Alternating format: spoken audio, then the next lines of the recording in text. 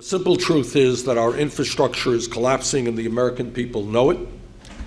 Every day they drive on roads with unforgiving potholes and over bridges that are in disrepair. They wait in traffic jams. They ride on railroads and subways that arrive late and are overcrowded. They see airports bursting at the seams. They worry that a local levee could fail in a storm. Everybody knows what's going on. It's true in Vermont and it's true in 49 other states. But year after year, nothing happens, and we continue to grossly underfund our nation's physical infrastructure.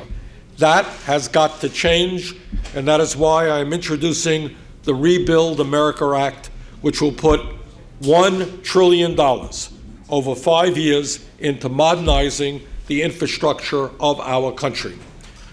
For most of our history, the U.S. proudly led the world in building innovative infrastructure, from inland canals to transcontinental railroads. We implemented huge flood control projects and embarked on an ambitious rural electrification program. We built modern airports and the interstate highway system. In terms of infrastructure, the United States of America was the envy of the world. Sadly, that is no longer the case. Today, the U.S. spends just 2.4% of GDP on infrastructure, less than at any point in the last 20 years. Meanwhile, Europe spends twice that amount, and China spends close to 4 times that rate. We are falling further and further behind, and that is not where the United States of America should be. The World Economic Forum now ranks our overall infrastructure at 12th in the world, down from 7th just a decade ago. Just how bad is the situation? 1 out of every 9 bridges in our country is structurally deficient, and nearly a quarter are functionally obsolete.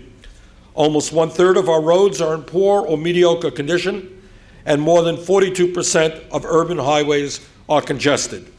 Urban and suburban transit systems are struggling to address deferred maintenance, even as ridership steadily increases.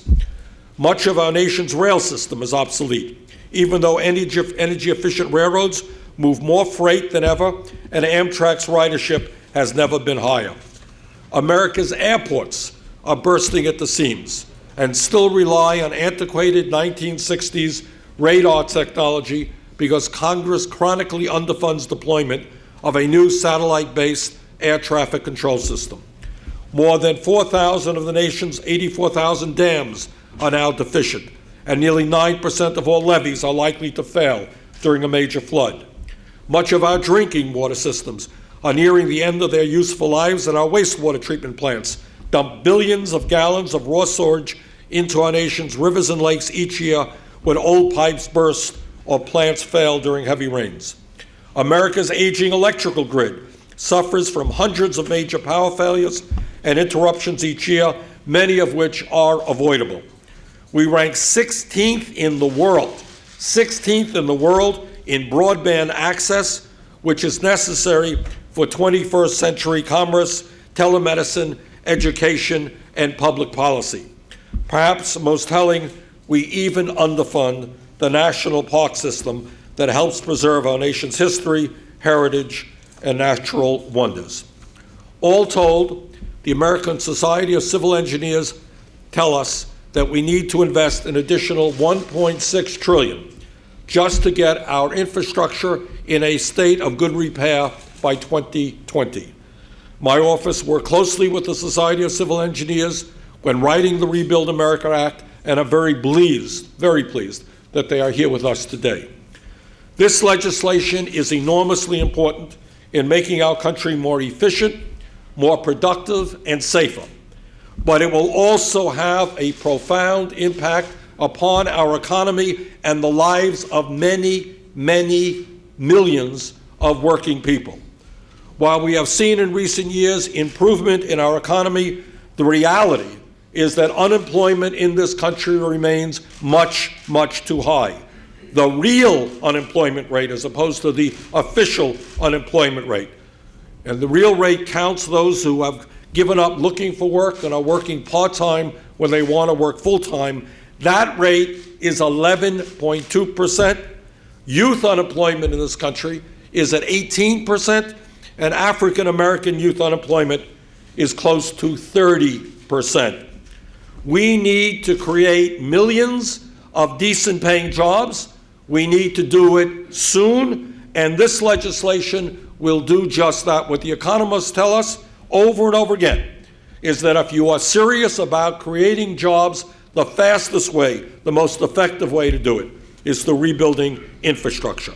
Even by conservative estimates, the Rebuild America Act will put 13 million Americans to work in good-paying jobs, jobs that cannot be shipped offshore or outsourced.